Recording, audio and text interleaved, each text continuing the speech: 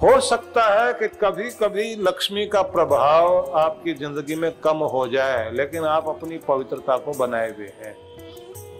तो थोड़े दिन के लिए बाहर चली भी जाए लक्ष्मी, इधर जाए उधर जाए, तो उसके बाद उसको लगता है कि जहां पहले रहते थे ना वो जगह बहुत अच्छी है, और लौट के फिर आएगी। और अगर आपने ठीक से ध्यान नहीं रखा, फिर कितनी भी कोशिश करना वो रहेगी नहीं। किसी सेठ के सपने में आके लक्ष्मी ने कहा कि अब हम यहां से जाएंगे, तुमने धर्म कर्म बहुत किया है तो बहुत समय तक हम रहे हैं, चलिए तुम्हें 1 महीने का टाइम देते हैं, जो कुछ इस समय में कर सकते हो कर लेना, संभाल के हमें रख सकते हो रख लो, जतन कर सकते हो करो। सेठ की समझ में आया कि अपने जितना भी रुपया पैसा है इस सबको संभाल लिया जाए, तो उसने सारे सोने के सिक्के, पुराना समय था, अपनी 4 पाई के जो पाए थे ना उसको खोखला करवाया और उसमें सिक्के डलवा दिए। और जो घर के पिलर थे, घर में खंबे लगे हुए थे लकड़ी के, उन पिलर में भी उसने सोने के सिक्के भरवा दिए। बुद्धि ऐसी काम कर गई उसकी। और जो घर के छत पे तख्ते लगवाए उनमें भी सोने के सिक्के लगवा दिए। दुर्भाग्य से एक दिन तेज आंधी तूफान आया और इसका घर गिर गया।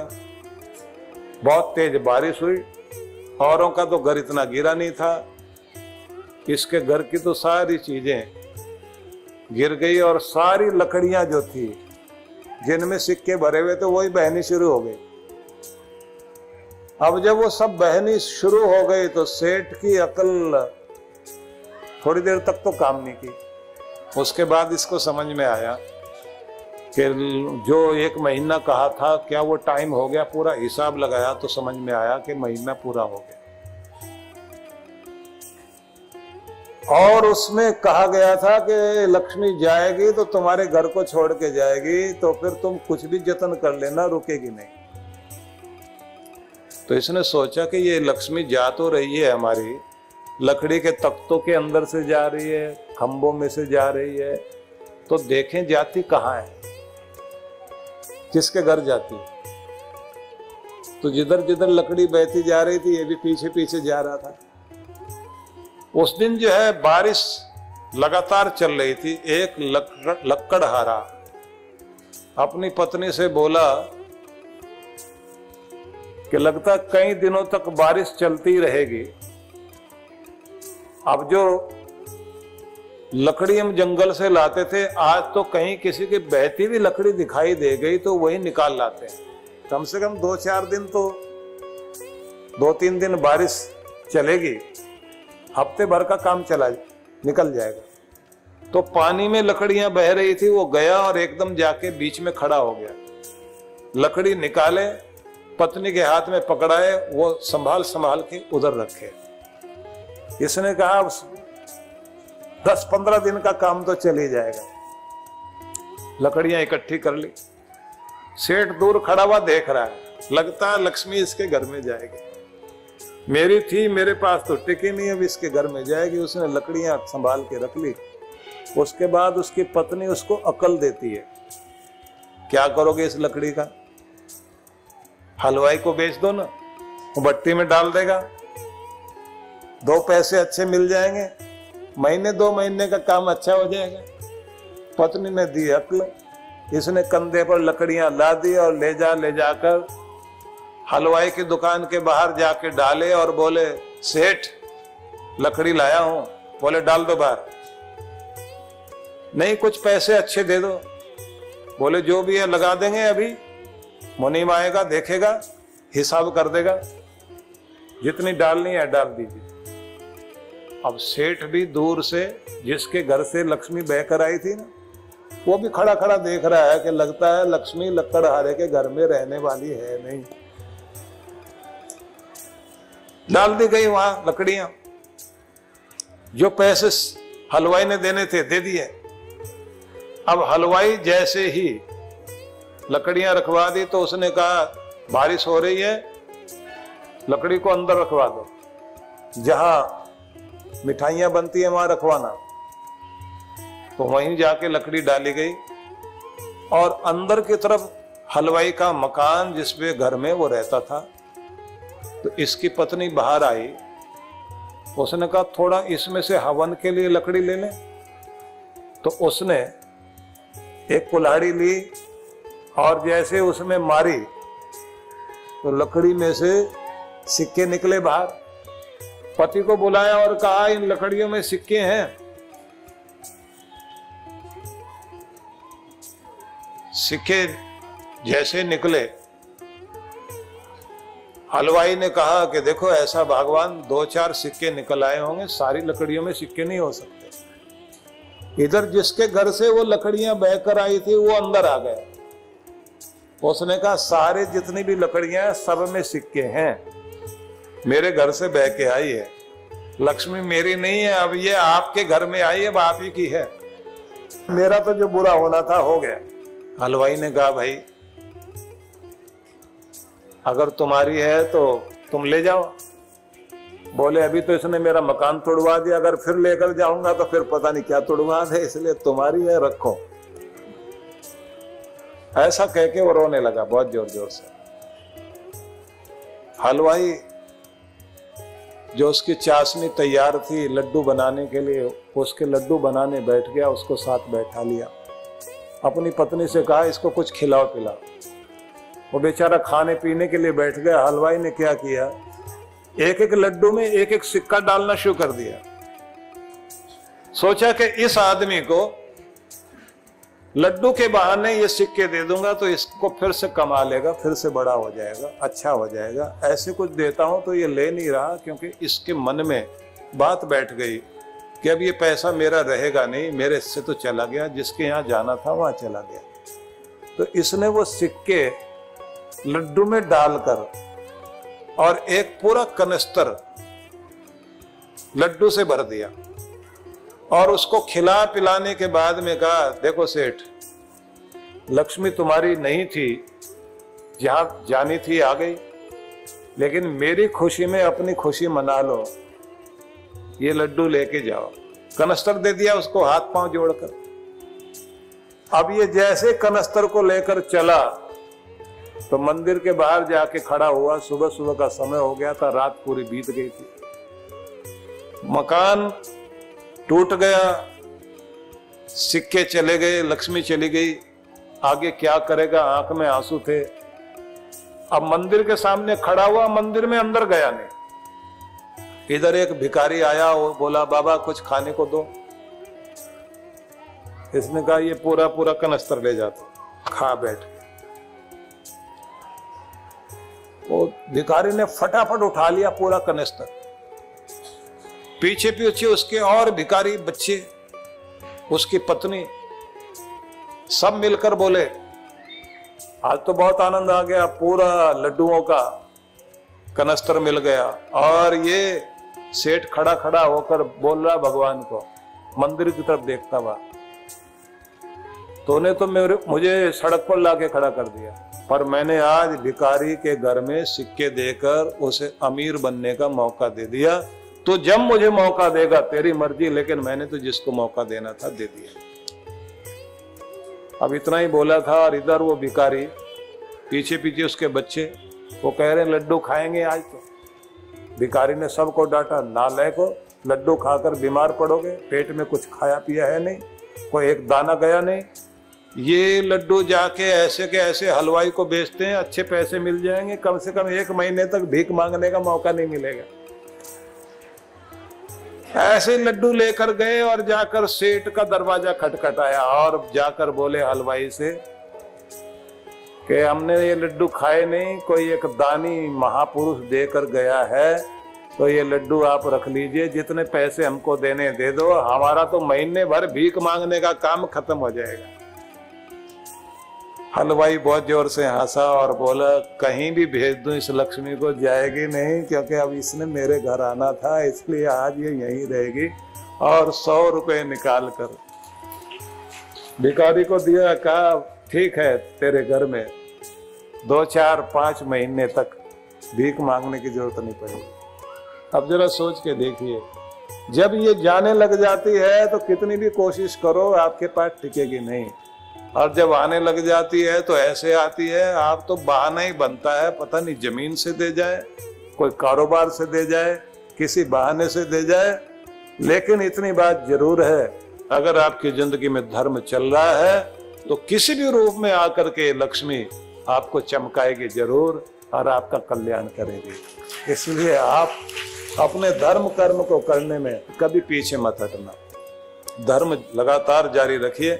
जल्दी जल्दी मैं आपको ये सुना देता हूं कि धर्म की वो 11 चीजें कौन सी हैं जो आपको अपनानी चाहिए। पहली चीज आपको बताई है सत्यता के साथ विश्वास पैदा करना। दूसरी चीज कही है नियंत्रण करिए, अपने ऊपर ब्रेक लगाइए। तीसरी चीज है अपनी बर्दाश्त की शक्ति को बढ़ाइए। चौथी चीज है पवित्रता अपनाएं।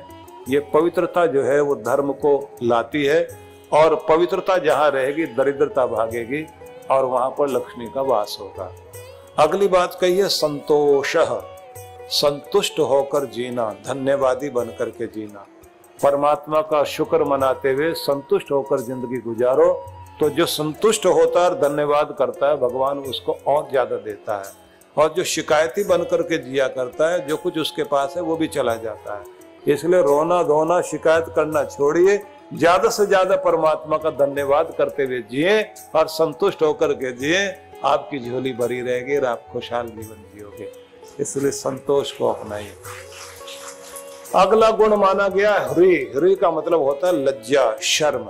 जिस आदमी के पास लाज शर्म है, बड़ों को के सामने शर्म है और लिहाज करता है, कहते हैं उस घर में और जीवन में धर्म रहता है। और जिस आदमी को कोई लाज शर्म नहीं है, समझ लेना धर्म उसका साथ छोड़ देता है। आज ये चीज बहुत ज्यादा अजीब है जो नहीं दिखाई देती। बड़े छोटे का भेद नहीं रह गया, मान नहीं रह गया, शर्म नहीं रह गई। अधर्म ज्यादा फैलने के कारण लोग जो है एक दूसरे का विश्वास खो बैठे। इसलिए कहते हैं कलयुग का दुष्प्रभाव देखने को मिल रहा है। बच्चे कहीं अपने टीचर के सामने कुछ भी गलत नहीं करते थे। बीड़ी सिगरेट पीने की तो बात क्या, गाली गलौच नहीं करना, बुरा नहीं बोलना। उनको लगता था कि बड़े आ रहे हैं, देख करके उनको प्रणाम करते थे। अब वो सारी चीजें मैं देखता हूँ गायब हो रही हैं, और बल्कि टीचर ही उनसे डर कर भाग रहा है। कुछ वो टीचर भी हैं जो ट्यूशन को ज्यादा महत्व दे रहे हैं, पढ़ाने को महत्व नहीं दे रहे हैं। उनको भी लगता है पैसा कमा लेना ज्यादा बड़ी बात है। तो कुल मिलाकर अगर हम ये कहें कि धर्म जो है आदमी के लाज शर्म में भी है, जब तक ये लाज शर्म बनी रहती है जिंदगी में धर्म टिका रहता है। इसे बनाए रखने की कोशिश करनी चाहिए। अगला शब्द है क्षमा।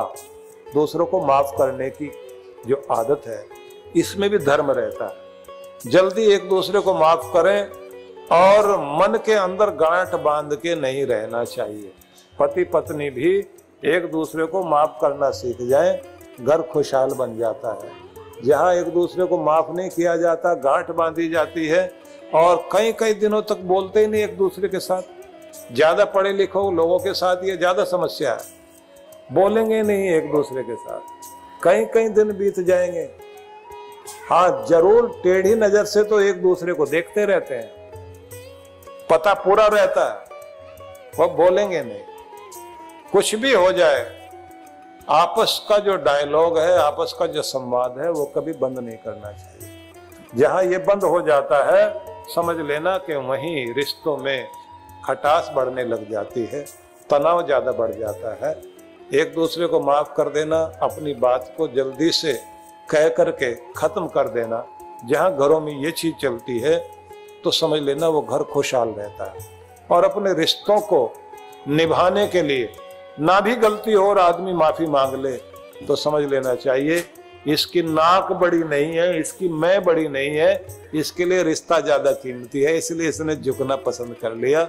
जो झुकना जान जाता है वो अपने रिश्तों को संभाल लेता है।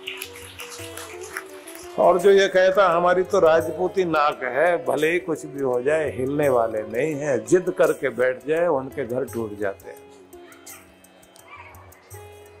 कुछ की माँ भी ऐसी होती है, बेटी तो ऐसी है ही है, माँ भी वैसी, वो भी वहीं से बोल देगी। अगर कोई तुम्हें कुछ कहता है, बैग तैयार रखना अपना, तुरंत आ जाना ही। जबकि उस समय समझाना चाहिए कि बेटा घर के अंदर ऊंच नीच होती है, कड़वाहट पी लेने से कोई तुम छोटे नहीं हो जाओगे। अपने घर को संभालना, निभाना और एक दूसरे के साथ निर्वाह करने के लिए बर्दाश्त करना ज्यादा अच्छा होता है। साल 6 महीने शुरुआत में ऐसा होता है, तो जब साथ दिया जाता है तो रिश्ते निभ जाते हैं। लेकिन जहां उल्टा साथ दिया जाता है वहां रिश्ते खराब होते हैं। घरों के अंदर आज इतनी बड़ी समस्या है। एक तो पहले ही पति पत्नी शादी होने के बाद पहले ही कहते हैं कि इन माँ बाप के साथ रहने में समस्या आएगी, इसलिए पहले से ही अलग रहना शुरू कर दें। कहाँ रिश्ते निभेंगे। स्वामी दिव्यानंद विदेह, उन्होंने एक बार बहुत भक्ति भाव में बैठकर ये गीत लिखा और उस दिन इतने भाव विभोर थे कि जैसे प्रेम के आंसू आंखों में भरे हुए हैं।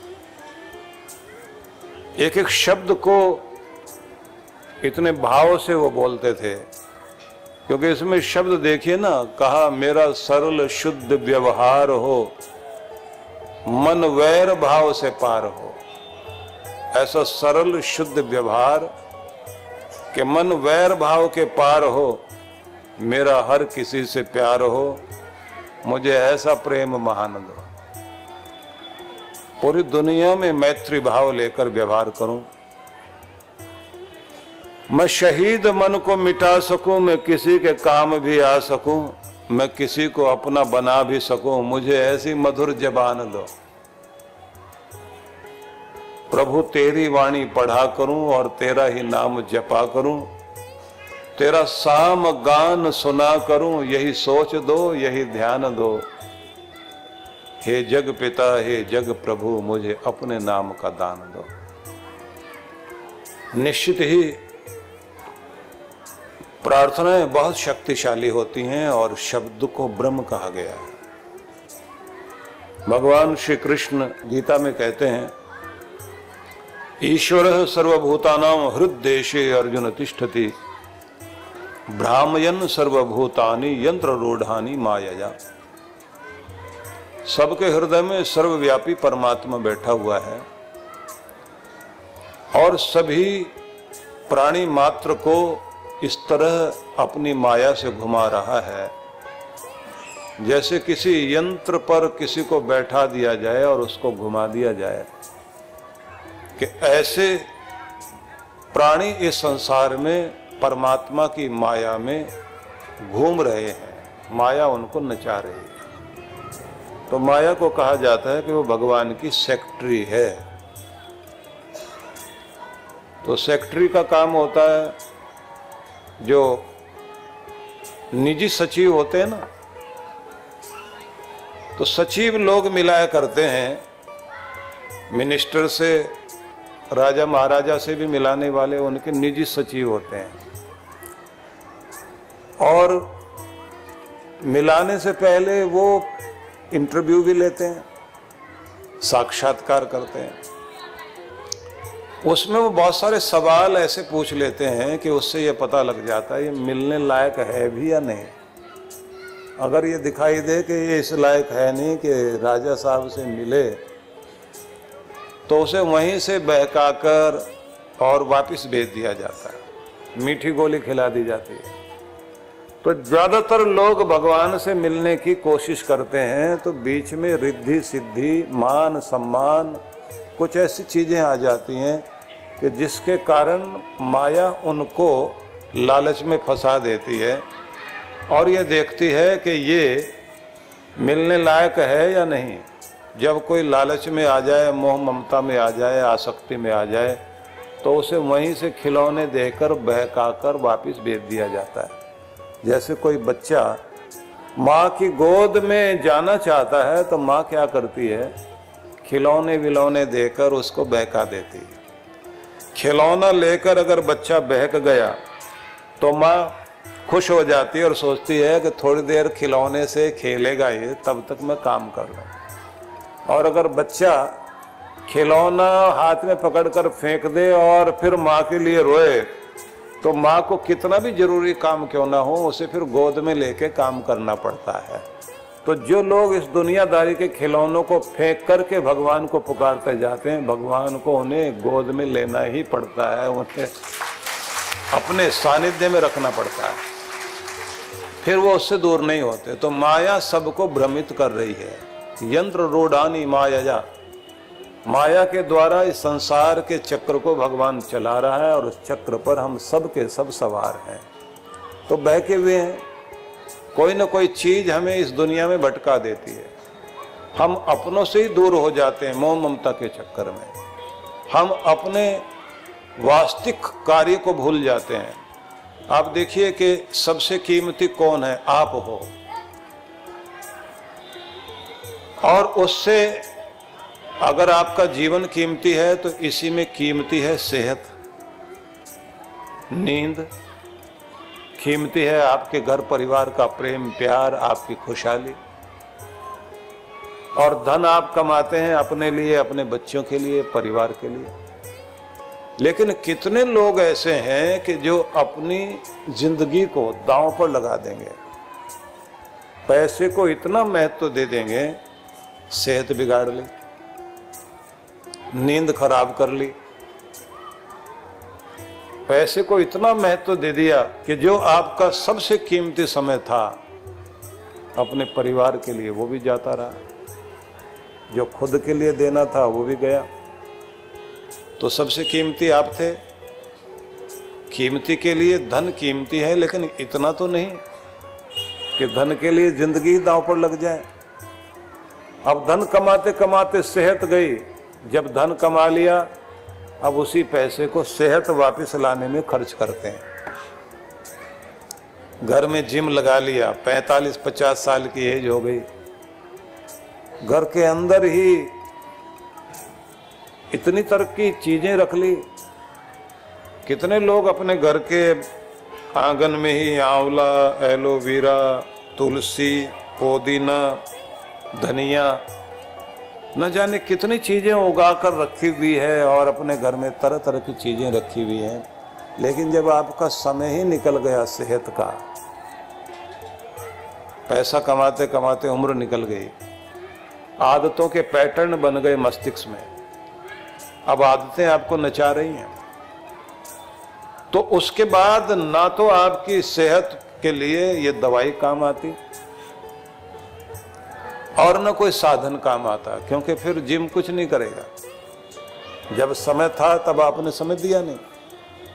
फिर मजे की बात देखिए कि अब नींद चली गई तो नींद के लिए फिर टैबलेट खाता है, तो पैसे से सेहत वापस नहीं आती, नींद वापस नहीं आती, बच्चों का जो समय था वो वापस नहीं आएगा, आपके लिए जो कीमती चीज थी वो वापस नहीं आएगी।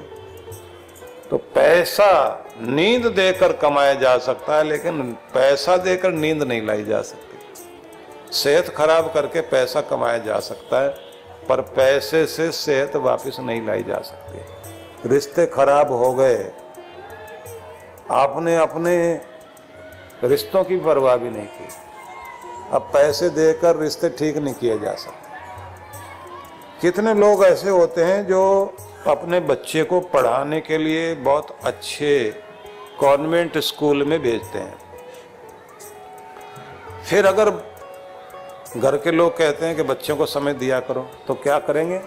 बच्चे को लेकर मॉल वॉल में घुमा के लाएंगे, बाजार में घुमा के लाएंगे। टाइम दे दिया हमने बहुत, वो बैठे तो नहीं ना बच्चों के साथ, उनसे हंसे बोले तो नहीं, उनके साथ अपना हृदय तो नहीं जोड़ा, गिफ्ट दे दिए, खरीद करके चीजें दे दी बच्चों को, चीजें खरीद के आपने दे दी, लेकिन आपने अपना समय नहीं दिया, आप उनसे जुड़े नहीं, आपका हृदय उनसे जुड़ा नहीं, उनको वो गिफ्ट याद नहीं रहेंगे। जो आप वक्त देते हैं बच्चों को वो याद रहता, पूरी जिंदगी याद रहता, वो तो आप देते ही नहीं।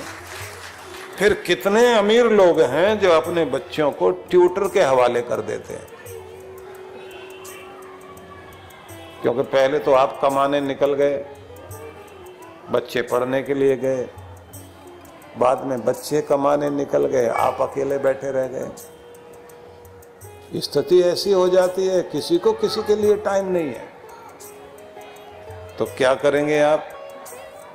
अगर आप कीमती हैं तो कमाओ जरूर, लेकिन समय को ऐसे बांट लीजिए कि आपका वक्त आपके लिए भी हो, परिवार के लिए भी हो, और जिंदगी को भविष्य में जीने की कोशिश मत करना। कल ऐसा करेंगे जब इतने पैसे आएंगे, तो जो भविष्य में जीने की कोशिश करते हैं कि इतना हो जाए फिर तो आनंद मनाएंगे, वो कभी समय नहीं आता। क्योंकि जब आपको 10 लाख कमा लिए तो आप सोचेंगे अब 20 हो जाए, 20 हो जाए फिर आनंद मनाएंगे, फिर 30 हो जाए आनंद मनाएंगे। उम्र निकल जाएगी, जिंदगी में आनंद नहीं आएगा। जिसने आनंद मनाना, उसने एक एक पल आनंद लेते हुए जीना है, तो जीवन में आनंद है, नहीं तो आनंद नहीं है। और आनंद पैसों में नहीं है। एक एक क्षण में आनंद लेते हुए जिए तो आपकी जिंदगी में आनंद है। इसलिए आप एक एक कदम आगे बढ़ाते जाओ, कमाते भी जाओ, खुशी भी मनाते जाओ, और चेहरा लटकाने की आदत छोड़ दीजिए। हर समय खुद को कोसते रहना, रोते रहना, दोष देते रहना, ये आदत छोड़ दीजिए। जो है जितना मिल गया उसकी खुशी मनाओ, जो नहीं मिला उसकी मेहनत करो, और आनंद मनाते हुए आगे बढ़ते चले जाओ, तो जिंदगी आनंद से परिपूर्ण होगी। तो ये जो आप भाग रहे हैं रात दिन खुद का ख्याल न करके, तो इसको कहते हैं माया नचा रही है। और कमाल ये भी है कि इसके माया के तो बहुत रूप हैं। माया तेरे 3 नाम, परसा परसी परसराम। ऐसा सुनते हैं ना आप लोग कि माया तेरे 3 नाम है। किसी आदमी का नाम तो था परसराम, पर बेचारे के पास पैसे नहीं थे, गरीब था। तो लोग उसको देख के क्या कहते थे? कौन जा रहा? परसा जा रहा, परसा। थोड़े दिन और पैसे आ गए तो लोग कहते हैं परसी जा रहा, परसी। जब और पैसे आ गए अब कहते हैं परशुराम जी जा रहे हैं, परशुराम जी। एक सज्जन जो पहले परसा थे, बाद में परसी बने, और बाद में बन गए परशुराम।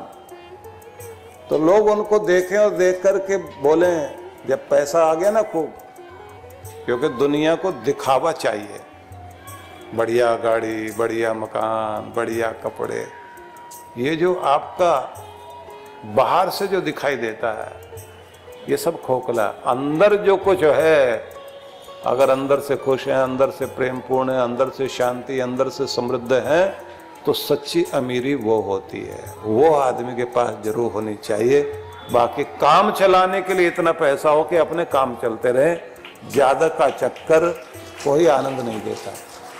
तो पैसा आ गया उसके पास, तो लोग उसे मिलकर बोले, सेठ परशुराम जी नमस्कार। वो बोले, कह दूंगा। लोग कहें किसको कह देगा? बोले बस कह दूंगा। एक आदमी और आगे मिला, परशुराम जी राम राम। बोले कह दूंगा। थोड़ा और आगे चले तो एक और मिला, मिस्टर परशुराम गुड मॉर्निंग। बोले कह दूंगा। लोग पीछे पीछे चल पड़े, ये सब किसे कहेगा ये? तो वो गया अपनी दुकान में और दुकान की तिजोरी खोली, उसमें बहुत सारे नोट रखे थे। तो उनको हाथ जोड़ के बोला, एक आदमी अभी मिला था मुझे, वो कह रहा था नमस्कार। वो मुझे नहीं कह रहा था, आप ही को कह रहा था। मैं तो पहले भी यही था, आज भी यही हूँ। तो किसी ने आपको राम राम बोला, एक ने गुड मॉर्निंग भी बोला है। मैं तो वही का वही। तिजोरी भर गई और लोग जो है इज्जत देने लग गए। तिजोरी नहीं रही, खाली हो गई, लोगों का व्यवहार बदल गया। ये माया है, लेकिन परमात्मा किसी के संग्रह से जोड़ तोड़ से, जोड़े हुई चीजों से कोई फर्क नहीं पड़ता। कितना जोड़ लिया, जोड़ तोड़ कितना कर लिया, इससे भगवान खुश नहीं होता। वो इससे खुश होता है कि कितना अपना दिल भगवान से जोड़ा, बस इससे वो खुश होता है। इसलिए ये ध्यान रख लीजिए कि जो भी कुछ आपका जोड़ा हुआ है वो तो इस पृथ्वी पर यहीं का यहीं छोड़ना पड़ता है। और आंख बंद होते ही सब चीज पराई। एक माता तो मेरे से बोली, मैं अब घर में नहीं रहूंगी। मैंने कहा क्या हुआ? बोले बीमार हो गई थी, बेहोश हो गई, बच्चे जो है मुझे हॉस्पिटल ले गए, वहां भी होश नहीं आई। तो इन लोगों ने मेरी अंगूठियां, कड़े बड़े सब निकाल लिए और चाबी भी तिजोरी की ले ली। थोड़ी देर के बाद जब मुझे होश आई तो मैंने कहा कि मेरे कड़े कहाँ, मेरी अंगूठियां कहाँ? तो नर्स पर मैं चिल्लाई। तो उसने कहा हम नहीं निकालते, तुम्हारे सगे ही निकालते हैं। यहाँ बहुत मरीज आते हैं, उनके सब के जेब वेब सब टटोलते हैं उनके घर के लोग। अब बहू जो निकाल के ले गई थी और बेटा, वो दरवाजे पर खड़े सुन रहे थे। जैसे उन्होंने सुना तो वो एकदम आए, बोले माता जी कोई और ना ले जाता, इसलिए हम लोगों ने निकाल लिए थे। बोले अभी तो मैं मरी भी नहीं, उससे पहले निकाल लिए। बोले इन लोगों को इतना ध्यान है क्या क्या ले लेना है, क्या चीज, उनको हमारा ध्यान नहीं। मैं अकेली यहाँ पड़ी हुई हूँ, वो सब गहने निकाल के बाहर खड़े हुए हैं। अब नहीं मन करता घर जाने का। तो मैंने कहा आज नहीं तो कल ये तो लेंगे ही। जो असली गहना है वो तो परमात्मा का नाम है, असली गहना तो धर्म है, असली गहना तो पुण्य है। इसको जितना जोड़ लोगे वही वहां तक जाएगा। इसलिए अपने जीवन को परमात्मा से जो जोड़ लेता है उसी का कल्याण है, बाकी तो सब यही का ही है।